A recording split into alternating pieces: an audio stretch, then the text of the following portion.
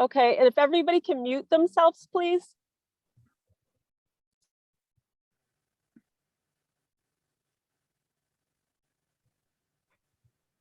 Okay, Mary Ann, we ready to go? All right. Yes, you're ready. Okay.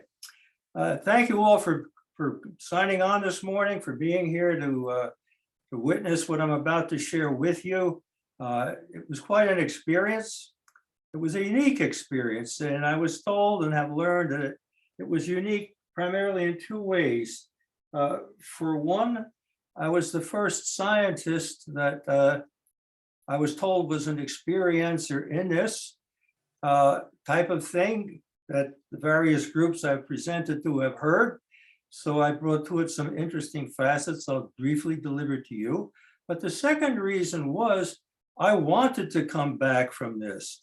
And apparently most of the people who go through this don't want to return. And that even includes mothers who have just, in essence, passed in the course of delivering a child. So, you know, in both ways, I was told I was unique. Why have I bothered to go to the trouble of speaking to this? Primarily, I think to bear witness to people that there's more beyond us than we thought. And I experienced some of that, not all of it, but I'll share with you what I did learn. What I would like to do, and I've heard all of the prior experiencers, and there are 3 or 4 of them, whose presentations I've listened to, they give you a brief bio because our perspectives tend to be quite different, as you might expect. In my own case, I view myself as having 3 rather interesting points of view when I give this talk. For one thing, I take the systematic approach of a scientist. Not surprising considering that I spent 10 years at university gaining my 3 degrees. The other thing is I also take the viewpoint of a spiritualist. That primarily came through my mother. My mother was a person who had visions, and those visions were powerful. They went back to when she was 8, the first one she had. She saw a woman in the room with her and her mother, and she told my grandmother, her mother, "Who is that in the corner of the room?" And when her mother said, "I don't see anybody, who do you see?" And Mom described her, her mother said, "That's impossible, Anna, don't talk to anybody about this." And she smacked my mother. So my mother never spoke about it again until she shared it with me. 3 weeks later, my grandmother gets a letter saying that her favorite aunt had died in Hungary, and that was the favorite aunt. On another occasion, she saved my brother's life when he was hanging over the edge of a quarry cliff on a route, and she got there just in time to reach down. He was with 2 friends, grab him by the belt, and throw him up to safety. She had been running across the top of that mountain 10 minutes before he went over the edge. And with that, I thought, wow, you know, that's the spiritual side. For myself, I've heard what I refer to as the still small voice since I was 4 years old. I was hit by a car running across the street. I was with my father, and I was excited. We were at a drum and bugle corps practice session, and I was in a hurry to get to it, being only 4 years old. And I just darted across the road and got hit, knocked down. Turned out that the vehicle went clear over me, but the wheels never ran over my body. The car was high enough sprung that I was between the wheels. I was knocked unconscious. When I regained consciousness, I was in the doctor's office, and my father was crying. The doctor was reassuring him I was going to be all right. And I heard this small voice say, "Not your time, not yet," many times over the course of my life. And I never counted how many because I don't want to know how close to 9 it might be. I've heard that little voice again. And it wasn't until it was at my church in Santa Fe where I heard the minister mention the term, the still small voice. Have many of you heard it? Just nod if you had. I can see your heads. Well, it comes out of the Old Testament from Kings 1, and it comes from the story of Elijah. And Elijah goes to meet his God, and he's terrified.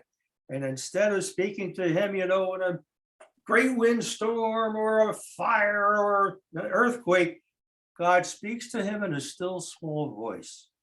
The one time I did not hear that voice was when I was going through this experience, and I was terrified because of that, because I thought, this is real. This is when I'm buying it out. I'm on my way. I'm not going to make it. And last but not least, the storyteller in me. And that goes back to my family, when after a big meal or a celebration, all the aunts and uncles, or the aunts would be out in the kitchen with the mother washing the dishes, and all the 13 cousins would be in the living room listening to stories from grandpa and my uncles. So I'm part of that storytelling complex.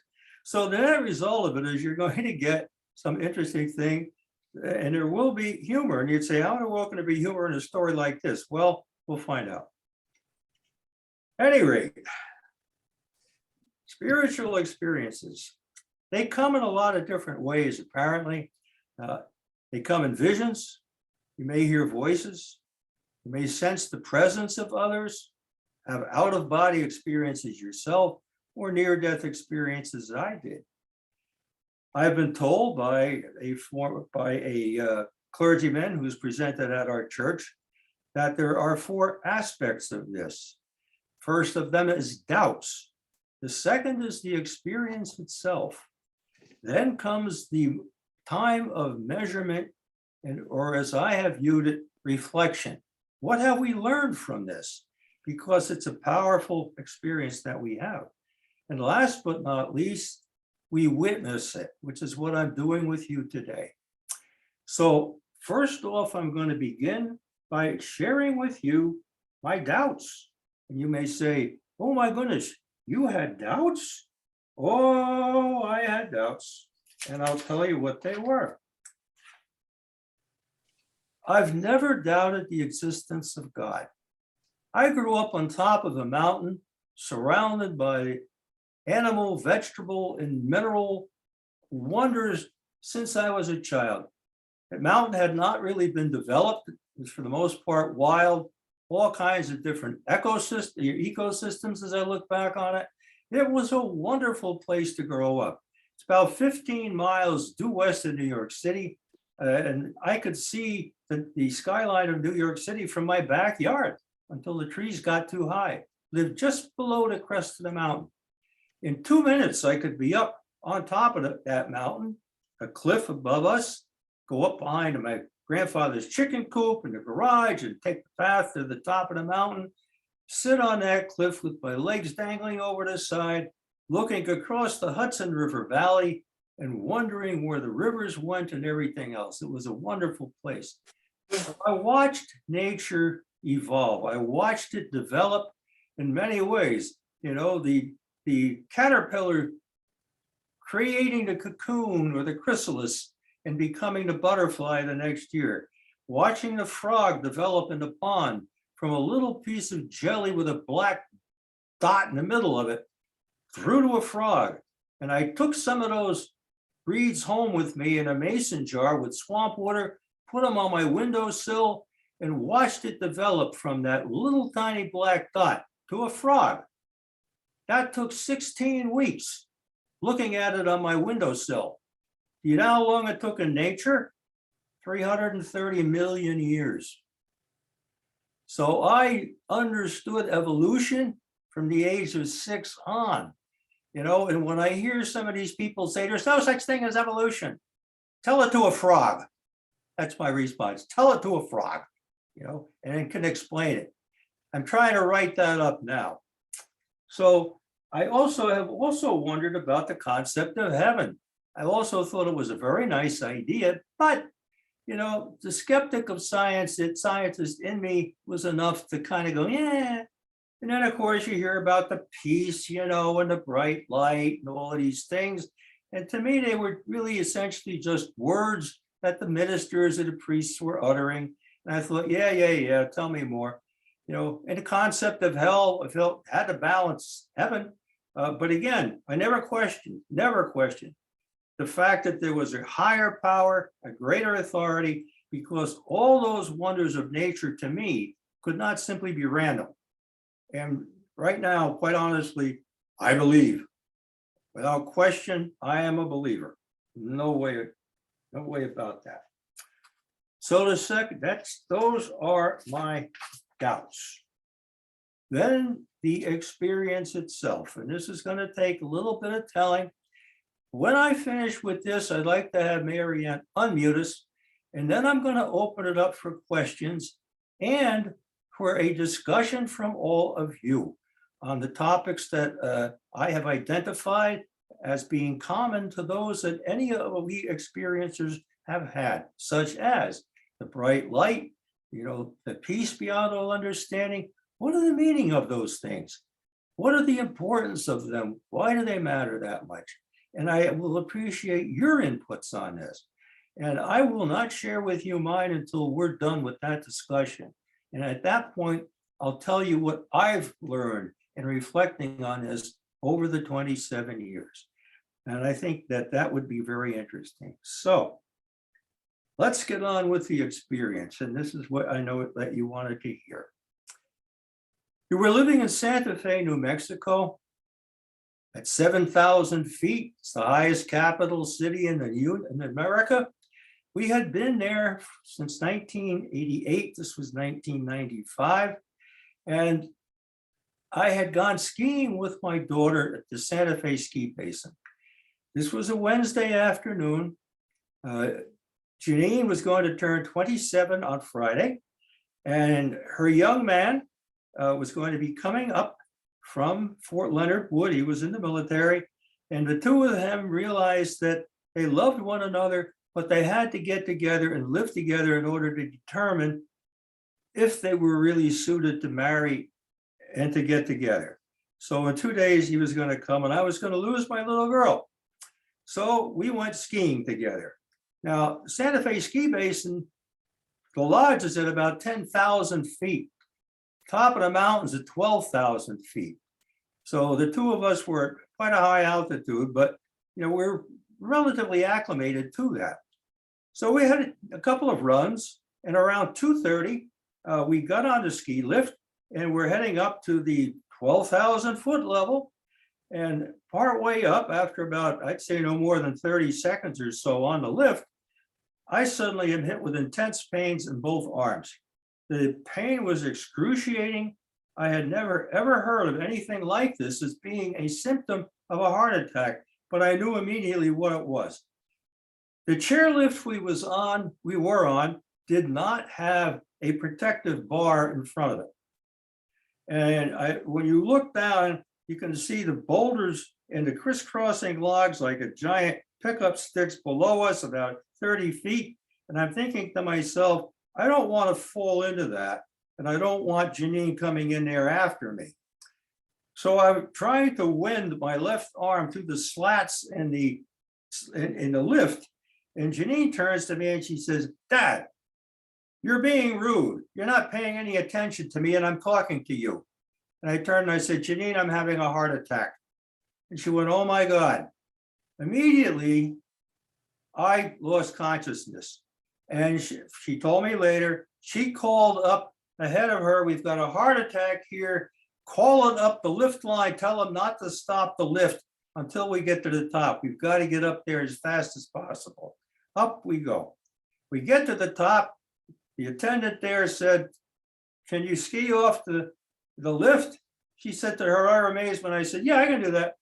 And I skied down and collapsed and passed out again. They managed to get me down underneath the attendant's shed. It turned out that the owners of the ski basin, under all of those shacks at the top of their chairlifts, had built, essentially, you might think of it almost as a little clinic, a treatment center. And that they had a clinical cot down in there. They had medications such as, what do you call it? well, it doesn't matter, but a couple of medications you could treat a heart attack with. They had defibrillators down there, and it turned out that the doctor who headed the emergency unit at St. Vincent's was on the chairlift because it was a Wednesday and he was training the ski patrol members in medical things that afternoon. So I, in essence, came under a doctor's care within minutes of this having occurred. While I was down there, I was call it regain consciousness, not quite the right term. I was comatose. You know what that means? You are aware of what's about you, but people would think you're unconscious. But I could hear what was going on, couldn't see anything, couldn't talk, but I was listening. And I'm listening to them talking, I'm listening to how excited they are, agitated. They're calling for the ambulance. There was only one emergency ambulance in the city of Santa Fe. And it was on a trip south of the city, and we're to the north and up 10,000 feet. So it was going to take a while for them to get to me. Eventually, they had to bring me down from the top of the mountain in a sled. And one of the things I was able to tell them afterwards was that, you go down head first, and they've got you a rope in the front and the back, and they're guiding it down the mountain. I had snow spraying into my collar. And I told them, I said, you got to put a shield on the sled because I had snow spraying my collar. It was damnably uncomfortable. And they laughed and they said, you were worrying about comfort at that point? I said, well, I was aware. So we get down to the lodge, and I'm in the lodge and I'm listening to what's going on. And there was a lot of tension, as you might expect. And excuse me? Okay, well, a lot of tension down there at the time. Where is the ambulance? Where is the ambulance? When is it going to be here? Doctors there. Janine, my daughter, was with me. God bless her. Because what wound up happening in the course of all of this is every once in a while, Janine would come over and she would pat me. She would touch me. And I could feel her tears on my face. And one time, in a moment of great emotion, she leaned over me into tears and she said to me, "You can't die, you tough old buzzard. You've got to be the grandfather to the children I haven't had yet." Tough old buzzard, I thought. Couldn't you have come up with anything a little more loving and kindly than that? And I did point that out to her. And guess what? This is what she gave me for Christmas. It's a stuffed buzzard. And I call him Ollie. And there he is, my little stuffed buzzard. And he sits on a picture with his bill over the picture of my daughter. And he sits on top of my computer. And I look at Ollie and it reminds me. But that statement that she said, "You can't die on me, you tough old buzzard, you got to be the grandfather to the children I haven't had," was like tossing me a life preserver, because I was able to cling to that. It gave me a reason for being, a reason for staying. I was praying to be allowed to stay. I was struggling. And the cardiologist, the doctor told me later, the doctor who was in attendance with me, he said, every once in a while you would move and groan and grunt, and we realized you were struggling to stay with us. I said, well, I surely was. And he said, you had the most amazing will to live that I have ever seen in a patient. And that's what brought you through. So at any rate, it was really something. But in the process of that, it took almost 2 hours to bring that ambulance there. And when they did, I could feel them moving. I could hear it's here, it's finally gone here. I could feel my carriage moving. They shifted me onto the gurney, brought me out. I could feel myself being lifted up into the ambulance. And I was thinking to myself, oh, finally, thank God, I was exhausted. I've done everything I can to stay, but I have nothing left anymore. And at that point, I said, Lord, I made a little act of contrition. And I said, Lord, I place myself in your loving hands. Thy will be done. Instantly, I was no longer in the ambulance. I was still in my corporal body, but I seemed that it was like being on the edge of a cloud. If any of you have ever been in a plane at high altitude on the edge of a cloud at sunrise, where you have seen with a blue sky and a clear day and the sun just starting to peek over the horizon, you might have seen the filaments of the cloud tinged with gold fluttering gently in the air, and above me was a blue sky, but I was surrounded by a bright light. Not only surrounded, I was immersed in that bright light, and it was passing through me. And I could see I was incandescent like a light bulb. And I went, wow, this is something. But at the same time, I was also still in extreme pain. And I mean extreme pain. Then I'm thinking to myself, my gosh, I'm on my way. But I'm saying, God, I don't want to be on my way. I want to be going back. I don't want to die. I've got too much to do, too many things to do with family and what have you. Please, please, let me go back. But with that, these filaments to my left, these beautiful gold-tinged filaments of seeming cloud are brushing my left arm and shoulder. I'm just laying on my back on this flat. And where it touched me, the pain was taken away. And oh, what a blessing that was, And as it slowly kept coming and just brushing my body so gently, and the pain was slowly along my arm disappearing, on the one hand, it was a great relief in a sense that you wanted to allow it to come over me. And then I suddenly realized that with that was death. I didn't want that. I was afraid of that. And so I prayed all the harder, God, help me, deliver me, let me come back. All of a sudden, to my right, somewhere within a foot of my right hand, which is, again, laying right along my body, appears what I call my love robe. And my love robe is a red velour bathrobe that was made by my sweet wife and my two children long ago, when the kids were about 4 and 6. Right now, they're in their mid-20s when this all occurred. And on the one pocket, it says, love Jen. She was about, like Janine, about 5. And the other pocket says, love Jim. And then around the neck and the back on the inside of the collar, it says, I love you, from Ruth. I wore that bathrobe for decades, but only the 4 of us were aware that I even had it. But there it is, folded neatly. I can see the I love you, Dad. I love you, Jim. I love you, Jen. All I had to do was pick up my hand and reach to take it. I was so weak, so worn out that I didn't have the strength to do it. I'm trying. Meanwhile, these filaments by now are almost halfway over me. I've tried a second time to reach for that. I couldn't do it. And I thought, I'm going to die. I'm going to die. And then I thought, no, I'm not.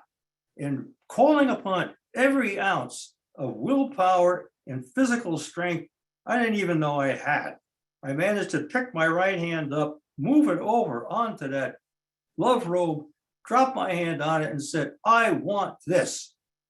This was the love and the family, etc., that I was praying and begging to go back to. With that, I grasped it. I pulled it onto my chest. I said, I want this.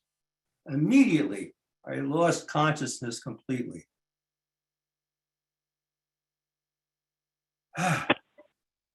While I was undergoing that, as I told you, I experienced the bright light. But with that came other sensations as well. Because instantly when I had said, Lord, I place you myself in your loving hands, thy will be done, came the bright light. And immediately this incredible sense of forgiveness, that was the strongest, and it was almost simultaneously with realizing I had the light. came the sense of forgiveness. And with that, an incredible sense of love and a joy you cannot imagine. They call it peace beyond all understanding. I think it should really be more accurately called the joy of forgiveness beyond all understanding. And I'll share with you later what I think that's all about. But it was wonderful. And I concluded that as a consequence of those phenomena, we are actually in a state of grace. And that's why people don't want to come back, because you're in a state of grace. And as we read about, Indian mystics, etc., who wall themselves up from society so they can try to achieve that state of grace, that's what we've experienced when we initially, if you want to think of it as passing. That's what and that's why a lot of it don't want to go back. I did. I was one of the rare ones. Even with that, as I mentioned before, I wanted to go back, and I was told for that was peculiar. During the whole process that I experienced, I never saw anything, another person, but I was keenly aware of a powerful presence. It was all around me, and it was, I guess, evidenced in a way by the bright light. I was not welcomed by others, but I had a number of other phenomena. For example, I knew I was different. I was no longer going to be the same person. And I had to figure out how to cope with that, redefine myself. It was quite an experience doing that. It took me months. It took the help of friends, took the help of some people I didn't even like. I had to ask them, all the friends and the others, what do you like most about me? What do you like the least about me? How can I be a better person than the one I've been? And I told the friends, don't tell me what I want to hear. Tell me how I can be better. The people I didn't care for, there were about 4 of them, had no problem with that. They were, if any, a few of them were even too eager to share that. Interestingly enough, however, when they realized that I wasn't kidding, and we had some very good talks, I wound up with 3 good acquaintances, one of whom became a good friend. And that 4th stinker, to this day, I've never spoken with him again. I don't need to hear his opinions anymore. So at any rate, after all of this, I regained consciousness, and I'm in the ICU down at St. Vincent's Hospital. And I opened my eyes, and I could see the sunlight outside. And at the foot of my bed, there was a nurse, and she was beautiful. And I remember saying, I must be in heaven. There's a beautiful angel at the foot of my bed. And the nurse looked up at me and she smiled. She says, welcome back. You're with us. From behind me, where I can't see, comes a much deeper, more mature voice. Hey, I'm here too. I laughed. I said, when's dinner? I was hungry. And her response was, typical male. First thing he thinks about regaining consciousness is sex and food. He's going to be just fine. So at any rate, with that, but that voice behind me, the one who came out with the sex and food thing, for whatever peculiar reason, that nurse took me under her wing. And in her off-shift time, over the next 5 days when I was in that hospital, she came to care for me personally, which I thought was astounding. She came in on her days off. She stayed with me until I went to sleep at night. And as a consequence of that, and the other nurse, a few months later, I took them both out for lunch, gave them a copy of my favorite CD, Rodrigo's Concerto di Aranjuez, which I thought was beautiful, and a nice letter of thank you, what have you. I mean, they were absolutely remarkable. But at any rate, I regained consciousness on a Thursday evening. Ruth and Janine came in immediately. Jim came in much later. He had driven up from Tucson in 4 hours instead of the regular 6. And everybody was so happy, it was wonderful. And the following day was Janine's 27th birthday. And her young man was to arrive, and he did. And we had the birthday celebration in my room. And Jim was there by that time. And everybody was happy and we had the cake and the whole thing. And then Ruth said to me, Ron, do you know why we're this happy? I said, yeah, I'm okay. It's Shanice's 27th, here's Dan. And they said, yes, but we've been told that you're going to be all right. And I said to them, who told you that? And they said, the doctors, Dr. Lieberman, who was with you from the time you had your heart attack. So he said, you're going to be just fine. I said, there was a question about that? Oh, yeah. He told us, he said right off the bat, when you were in the emergency room, that a healthy result was unlikely. He said, if you survived this heart attack, which occurred in what they call the widowmaker, descending left arterial artery in your left ventricle, you will probably be a bedridden cripple. Can you imagine that? And my family carried that for all those hours. And when they told me that, I said, oh my gosh, I wish you had told me this earlier. I could have made you feel better. They said, how? So I told them of this experience of mine, and I took them through what I have just shared with you. What I did not realize was that there was a nurse in the room, and she overheard this. And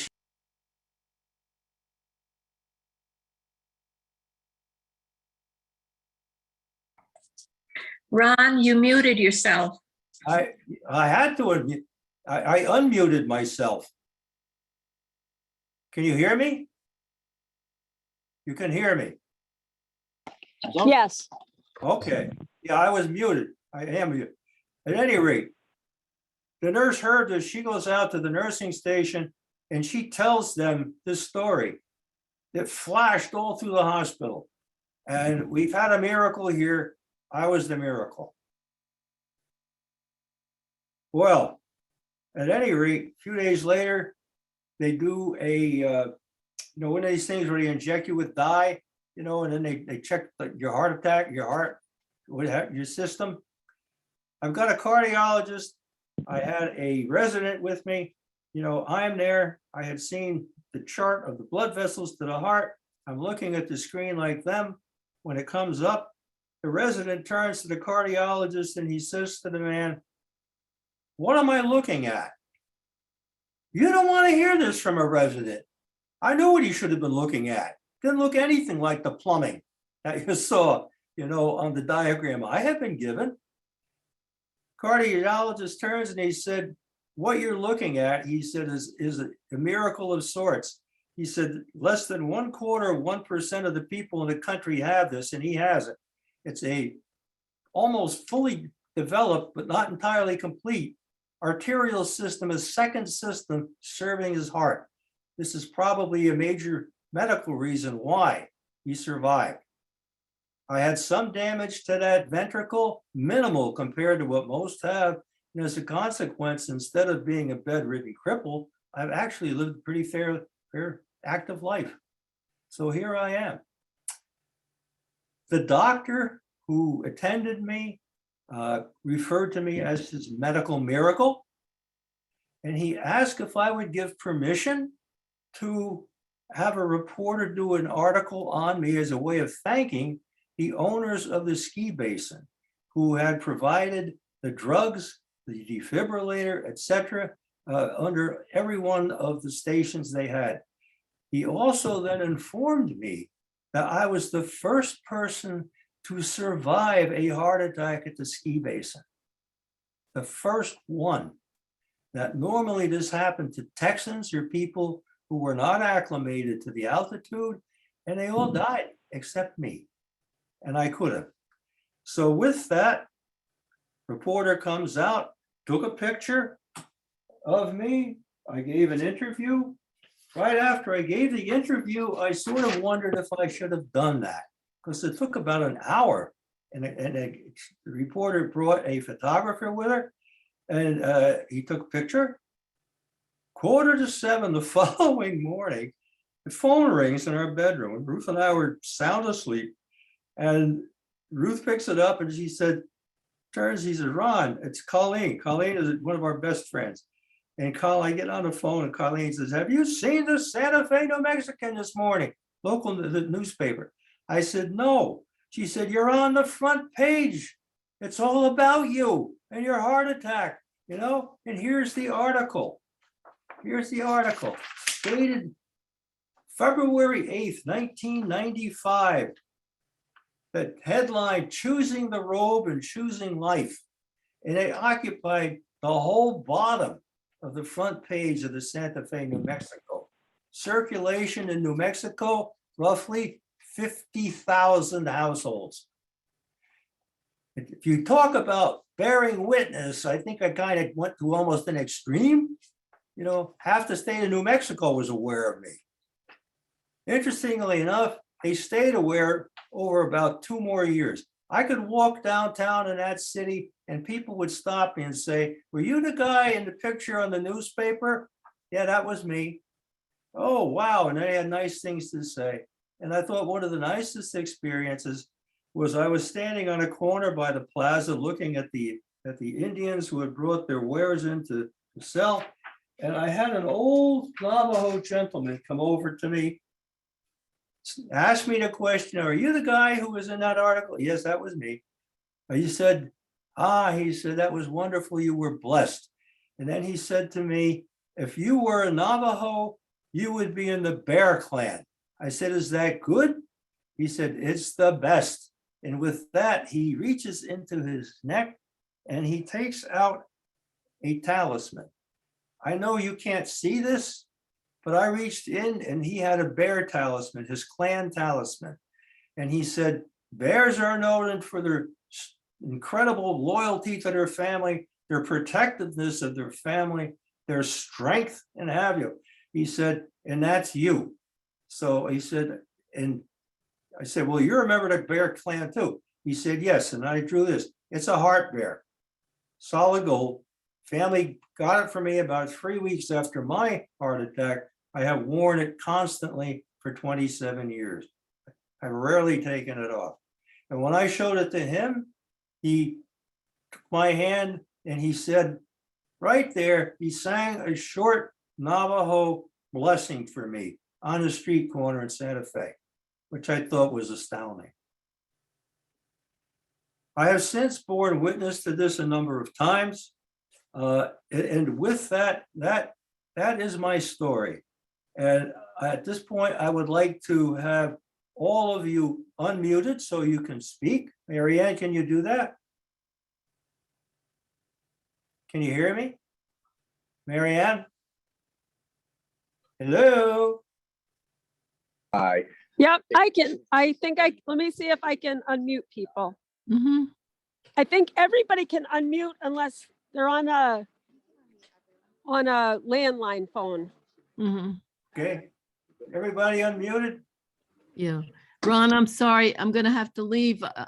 Sorry, everybody. I have to go to my own church service. Usually I can skip it, but I can't this morning. Ron, I'll talk to you another time. And thank you so much for your beautiful story. I've heard it before, but it's always so good to hear it again. I'm so glad that everything I do have yellow. just was with you. The forces were with you. Thank you. All right. Bye-bye, everybody. Hi, Bye. Ron. Yeah, Ron, but do you want me to stop the video, Ron? No, not at all. Okay. Now this is the part where you come into play. Now I want to hear from you. Ask me what questions you might have, and then we're going to go through these things that are common to the various experiencers, and you give me your opinion on those, okay? All right, so questions. Ron?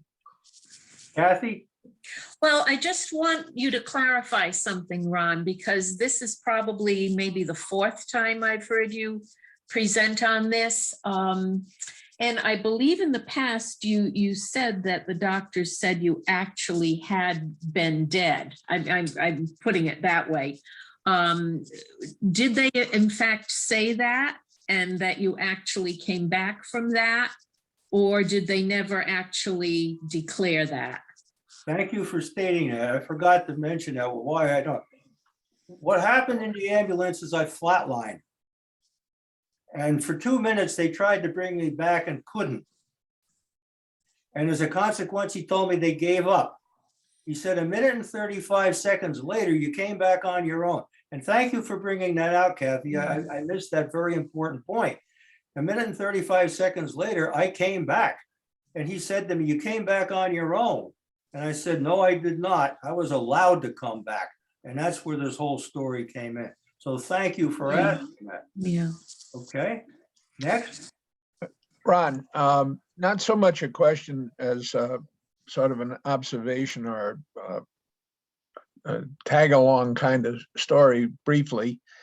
I had a similar, not as profound probably, experience when I was in my 20s. I was finishing my master's degree thesis on the porch of the farmhouse, putting the finishing touches on it, and a fire broke out down the street. I jumped in my car, ran down to, I was a volunteer fireman. I wanted to see how bad it was and call the fire department. I got caught in the soft shoulder. I got off the road a little bit in my haste, and I couldn't get the car back on the road fast enough, and I hit a pole. I staggered into a neighbor's yard, sat down on their steps, and had this out-of-body experience where I was above myself looking down, and I guess I made the kind of decision you did in my mind, and fairly soon went back into my body. I didn't see the light. I didn't have the extreme experience you had, but it was very, very similar in some ways. And just to finish up what I was moved to speak about is this summer I had emergency gallbladder surgery, June 30th. And right after, when I was back in the room after the surgery, I had a bit of a crisis, not as profound again as you're describing, but my blood pressure crashed and there were people running all around me and I was serene. And your talk this morning makes me realize that somewhere deep in my subconscious, I was probably recalling that experience I had in my 20s, because everybody was running around and I got up and I said, I have to go to the bathroom. And they said, get back in bed. Your blood pressure is so low. And I said, I'm fine. I went to relieve myself, staggered back to the bed, and I was looking around and I was just at peace. And I hadn't made the connection until hearing you this morning. So I think there's something profound in what you're telling us. Thank you. Let's talk about first the bright light, okay? What meaning does that seem to have to you? What significance would you attach to that? You're speaking to all of us, or me, or whoever wants to speak. I didn't see the bright light when I had the original experience, but most of the other things you're talking about, I did. Okay. Anybody else?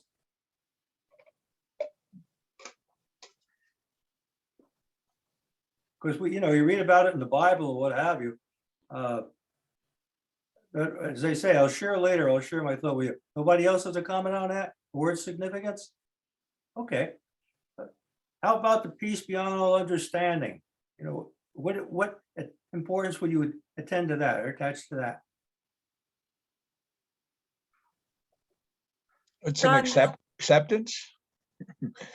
Part, sure. Somebody else was in there? Hi, Ron. This is Katie Lynn, Georgia Ballard's granddaughter. Yay. I love hearing this. Thank you so much for sharing. And it's just such an incredible experience. I'm wondering, with your science background, what your perhaps scientist colleagues and friends have said this light or the feeling of peace may be. Are you met with a lot of opposition from the scientific standpoint? And what do you say to that? Interestingly, I don't run into opposition from them. They hear it, they respect the fact that I'm one of them. One of the points I've often made is that as a scientist, the best evidence we can possibly have is that we acquire ourselves or experience ourselves. And having done that, they don't question it. You know, my qualifications are such, they accept the fact that was valid for me. And they were willing to accept it themselves as a consequence of that. So I don't experience that. I've had the occasional, I would say, evangelical person of faith who likes to hear it, but as more than one of them have said, you can be a scientist or you can be a believer, a Christian, but you can't be both. I disagree with that entirely. Yeah, I do too. I think that's just such an amazing experience to be able to articulate what you experienced. And my husband had something similar when he had been knocked out. He was doing something with his bicycle, and I don't know how he landed, but what he has said is he had this immense feeling of peace. And that's the only thing that I've been able to understand from that, but that it was a very unique feeling of peace. So hearing that was so interesting, Ron. Thank you. I am trying to reconcile, and for my own self, I have religion and science together. I don't think they're in conflict. I believe they're supportive, and I'm trying to write that out. Go ahead. So anybody else on this issue of the peace beyond all understanding? I would just say about scientists that Dr. Collins, who is one of the heads of one of the government public health agencies, just retired, and he was interviewed on 60 Minutes or something. And he started off by saying that he was a believer. He was, a religious person. And I don't think they're incompatible necessarily. I mean, some people do, but I don't. Other questions? Comments? Ron, this is Jonetta. I'm not Hey. sure what your view is on your screen. What do you say to the people who have a flatlining experience for a period of time, and they say there was absolute nothingness? Use the adjective that you did when you say a certain kind of experience. I didn't quite hear that. The flatlining experience, when Okay, they were considered past. but they came back. But they came back. But Okay. they said really there was nothing. I had a skeptic who attended the International Association of Near-Death Studies talk that I gave. And at the end of it, when I asked for questions, this guy raised his hand at the very end. And he told me, he said, I came as a skeptic, which is fine by me. I mean, we're there to learn, right? So I said to him, yeah, okay, fine. He said, I really have never believed any of this, and I've heard more than one. But he said, if I were going to believe any of it, it would be yours. He said, the fact that you're a scientist and the way you handle this, he said, you've got me thinking, and then he said, do you have any other advice for me? I said, yeah. I said, if when your time comes, and you find yourself in a situation where there's no bright light, where there's no real sense of peace beyond all understanding, etc. He said, yeah. I said, you're in deep doo-doo. And the place broke up, and he laughed, and he said, that's the best comeback I've ever heard on that. I'll keep that in mind. So that's my answer to you, Janetta. Thank I you. told you there'd be some humor in this. Ron, I can't probably articulate this well enough, but I have heard somewhere in the past over the years, some references from science to trying to explain physically what causes these sensations of bright light and so forth. In other words, that this is just the body shutting down. This is, they try to give some physical explanation for what you experience. Can you speak to that? I've read those things too, Kathy. It's difficult. All I can say is what I experienced, I experienced. I'm not one who worries about such things as the neurology of it. One of my classmates from Princeton is a neurologist, and he's gone through this with me. And when I said to him, well, that's all well and good, but I'm not sure. He can't verify that either, by the way. And I just said to him, I know what I know. I've experienced what I've experienced. I believe, and you're welcome to your belief, and I'm retaining mine. And he said, fine. And we've not disagreed over that anymore. Just a difference of opinion. You know, so there are some things you simply cannot explain as a scientist. I mean, to be perfectly blunt, people say, oh, you think you know so much. I'll be honest. The more I've learned, the more I've realized I don't know. And that's kind of a humbling thought, but it's true. It's true. Anybody else? Ron, What? Ron, this is Mary Buckley. Can you hear me? Oh, hi, Mary. Yes, I can. Hi, yes, yes. It's wonderful to hear this. I've gone to hear your lecture on this a few times, and You're a real victim for punishment. oh, not at all. No, I'm just saying it's wonderful to hear that you're well enough to recall this story and to share it, because I know you've lived through quite a lot in the last 5 years or so. And I invited my brother John to listen to this, and he lives out in the San Francisco Bay Area, a little bit inland from that. So he's on the line too, and I'm wondering what his thoughts are. But your story is very moving, and I think you described a quality of sort of coming back as a different person. I'd like you to say something more about that. What did it do to you to have this insight? You know, that's an excellent question. That has been raised at every place I've gone and spoken. All I can say is that you know you're different. And quite frankly, it's not surprising, because as I said, I feel that when you've gone through the bright light, you've had that sense of forgiveness, we are in a state of grace. And as a consequence, it's a state we've never known before.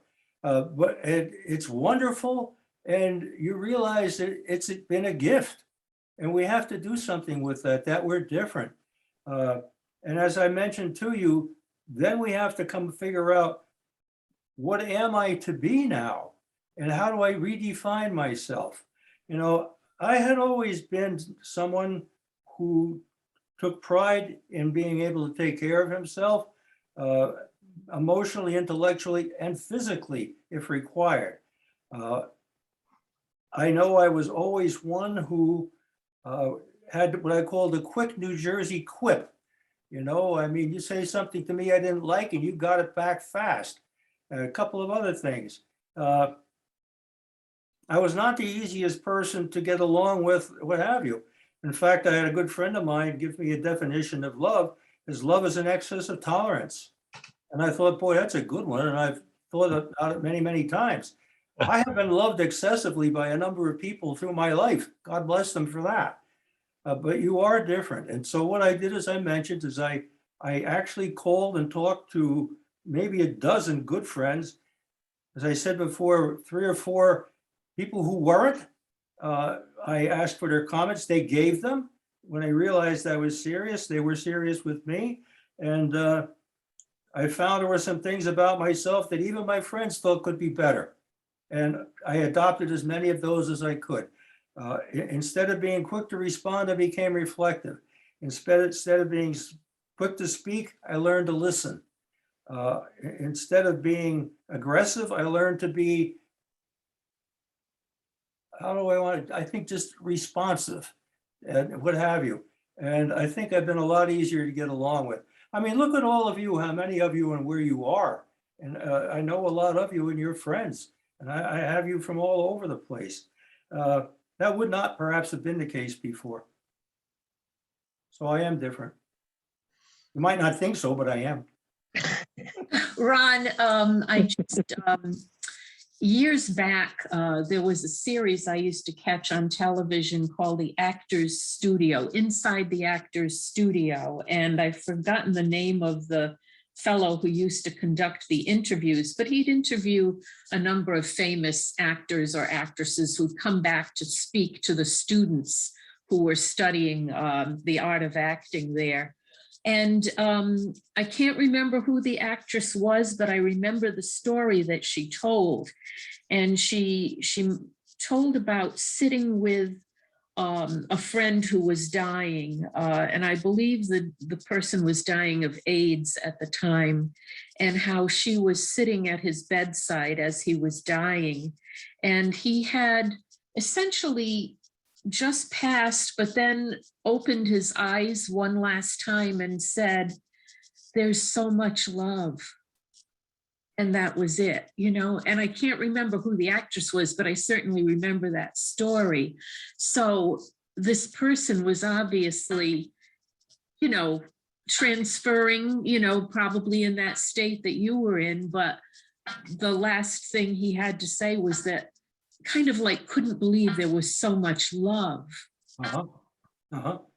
That, well, as I said, there was a joy that came from the sense of forgiveness. And out of that joy came that sense of love. I was suddenly loved and forgiven. And it's power. You're purified, you know, and when we sing Handel's Messiah, you know, and he was purified. Remember that part of it, the chorus? Beautiful. And that's what it's all about. You're purified. And I'll summarize this briefly when we're done, but thank you for that. Anybody else there out something? Yeah, Ron, the reading I've been doing the last month or so, one of the two things that attracted me about this whole idea is, first of all, the importance of the forgiveness that you're forgiven, and that gives you the ability to forgive yourself, which is important. And then the other one is the permeating sense of love, being surrounded by love. And I think that's an attractive alternative to what I was brought up with, which is the idea of purgatory and hell and all this. That weren't reflections of a kind and loving God. And I think that's the message most powerful message that I take out of all of this. Is that John that just said that? Yeah. Yeah. Hey, John. Well, let me share this with you. You know, we see the terms, the bright light, you know, the peace beyond all understanding, the sense of love, etc. You know, in the Bible, we hear about it from the preachers and the ministers, you know, and as I said it when I had my doubts, geez, it sounds nice, but there's no but anymore, John. I believe soundly.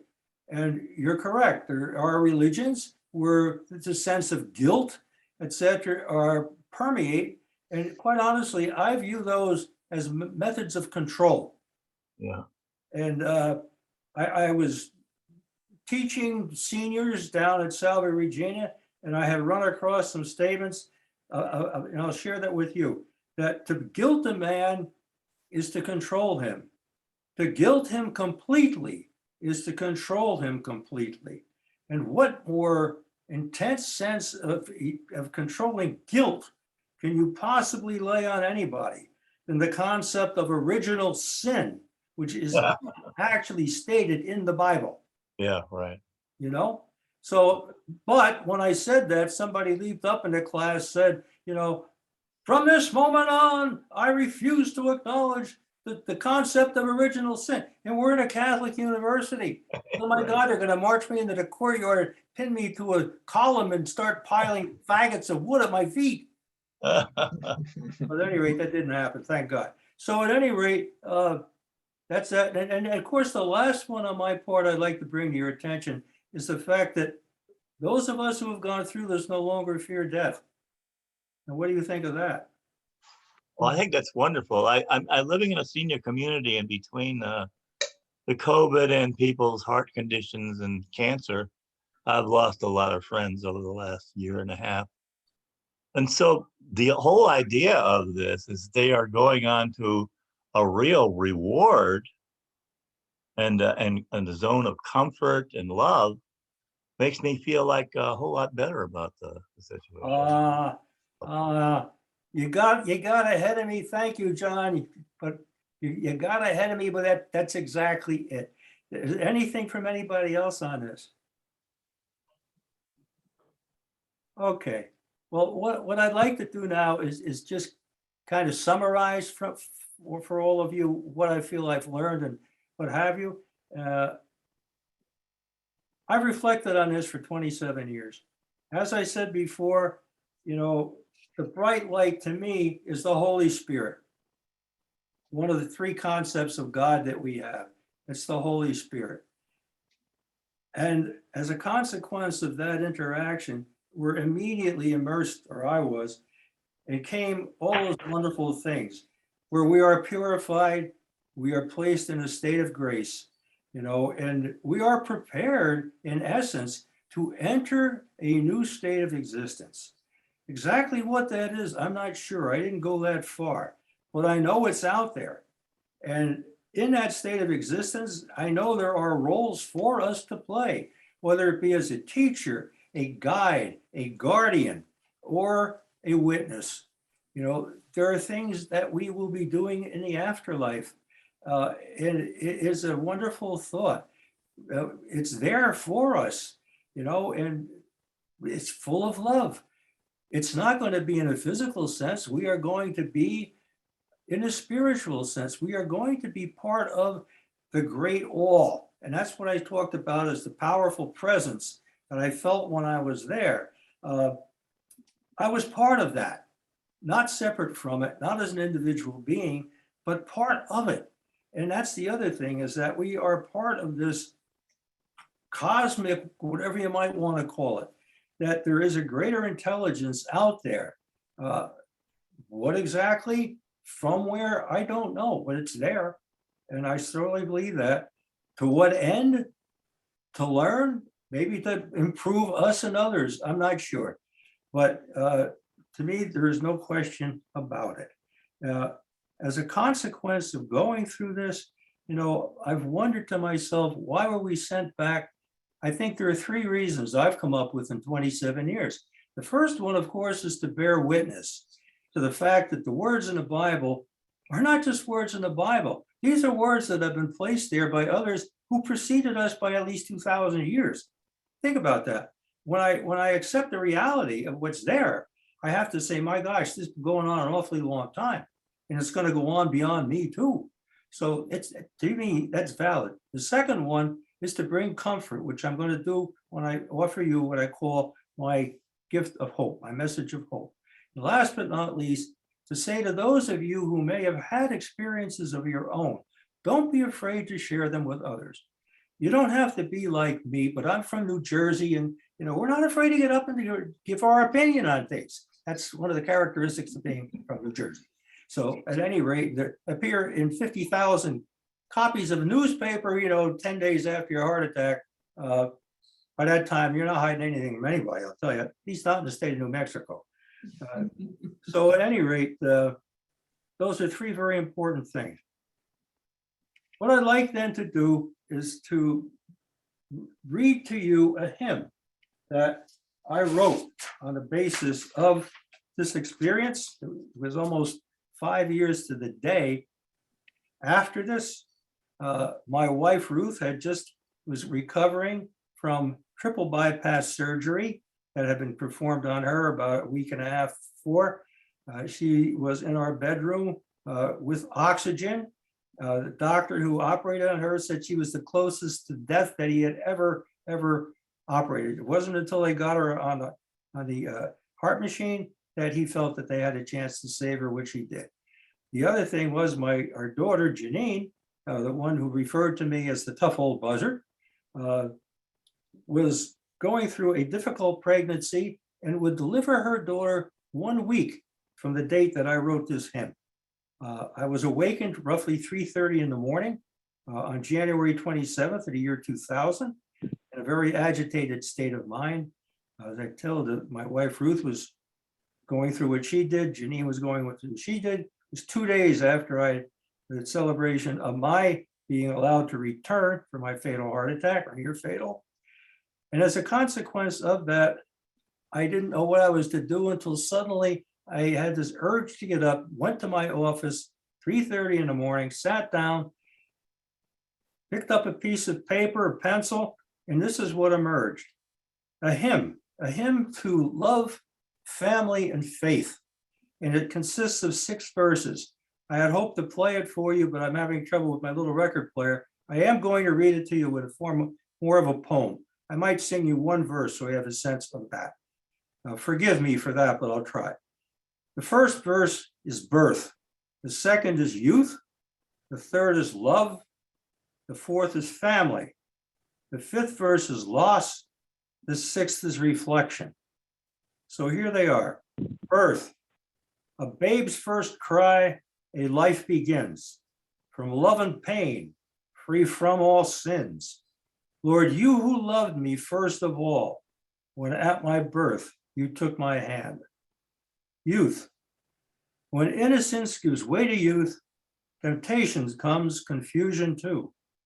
Know right from wrong, seek what to do. I stumbled on, you took my hand. Love.